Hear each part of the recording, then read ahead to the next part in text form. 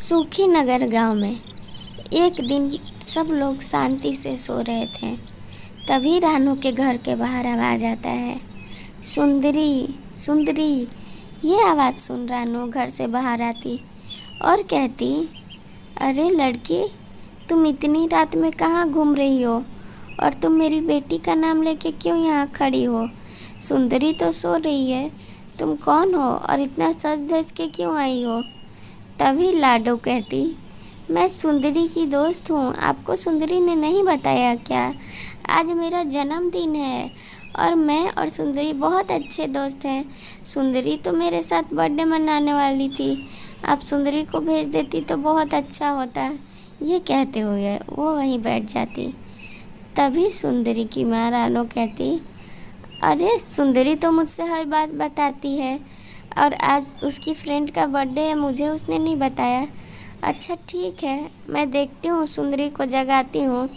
लेकिन ऐसा होता तो वो मुझे पहले बता दी होती।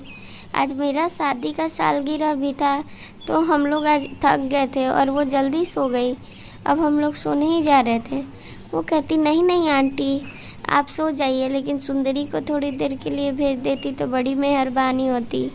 मैं सुंदरी से मिलना चाहती हूँ आंटी, एक बार आप भेज दीजिए, क्योंकि मेरा बर्थडे हर साल बहुत अच्छे से मनता है और इस साल सुंदरी मेरी बहुत अच्छी दोस्त बनी है, तो मैं चाहती हूँ कि मेरा सुंदरी के बिना बर्थडे बिल्कुल भी ना मने।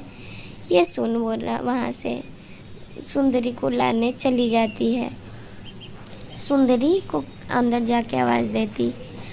अब यहाँ लाडो बैठी रहती है सुंदरी के इंतज़ार में। सुंदरी घर से बाहर आती तो देखती कि एक लड़की बैठी हुई है उसके गांव के पेड़ के सामने। सुंदरी आके कहती, अरे तुम कौन हो? मैं तो तुम्हें नहीं जानती और तुमने तो कहा मेरी माँ से कि तुम मेरी बेस्ट फ्रेंड हो। मम्मी मुझे जगा के भेज दी। कितनी अच्छी नींद सो रही थी मैं। कौन हो तुम? तुम्हें पहले नहीं मैंने देखा।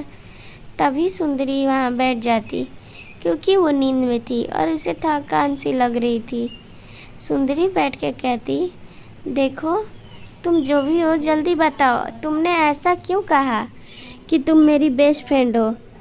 तभी लाडो वहाँ हंसते हुए सुंदरी को देखती और कोई जवाब नहीं देती। सुंदरी अब कहती कि देखो तुम जो भी हो मुझे जाने दो। सुंदरी अपने जगह से उठ नहीं पाती और रोने लगती। देखते ही देखते वो जगह एक भूतिया जगह में बदल जाता। सुंदरी से लाडो कहती, सुंदरी सुंदरी रोना बंद करो और आंखें खोलो, तुम्हें मैं खूबसूरत लगती हूँ ना? और देखते ही देखते सुंदरी को अपना रूप दे देती। सुंदरी आंख खोल के देखती कि उसका रूप बिल्कुल लाडो वाला हो गया और लाडो उसके सामने हंसते हुए एक चुड़ैल का रूप लेके खड़ी हो जाती। सुंदरी कहती, देखो तुम मुझे मेरा रूप वापस दे दो। इस रूप में मेरी माँ मुझे नहीं पहचानेगी। मुझे नहीं चाहिए तुम्हारा रूप, मुझे मेरा रूप चाहिए। कौन हो तुम और मुझे ये कहाँ लेके आ गई? तभी हंसते हुए वो चुड़ैल कहती है, बहुत दिनों से मैं शिकार पे निकली थी, लेकिन ऐसा शिकार तो मुझे कोई नहीं मिला।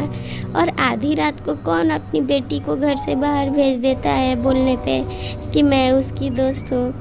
रात के 12 बजे के बाद किसका बर्थडे बनता है? लेकिन तुम्हारी माँ बेवकूफ़ निकली और मेरे कहने पे उन्होंने तुम्हें भेज दिया बाहर।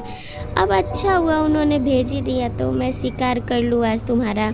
सुंदरी उसे चिल्ला रहती कि नहीं, मेरे पास मत आना वरना मैं जान दे दूँगी यहीं पे। अब सुंदरी घबराहट से वहाँ पे अजीब मंत्र पढ़ने लगती ताकि वो चुड़ैल उसके सामने ना आए। चुड़ैल बड़ी बड़ी आंखें खोल करके उसे देखती और हंसती और सुंदरी को समझाने की कोशिश करती, अरे तुम्हें समझ नहीं आ रहा है कि मुझे तुमसे डर नहीं लग रहा है? अब ये सब नाटक बंद कर दो।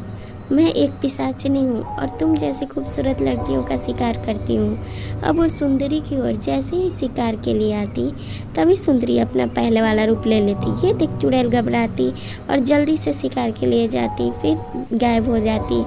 गांव वाले और एक पंडित जी वहाँ आ जाते हैं। सुंदरी की माँ उन्हें भेजती रहती है और वो दूसरी जगह ढूंढ रही थी।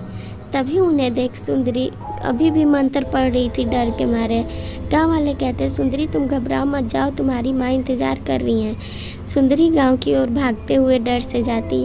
उसकी माँ समझ जाती और उस दिन तो सुंदरी का जान बच जाता। अब कभी भी उस गांव से रात में कोई नहीं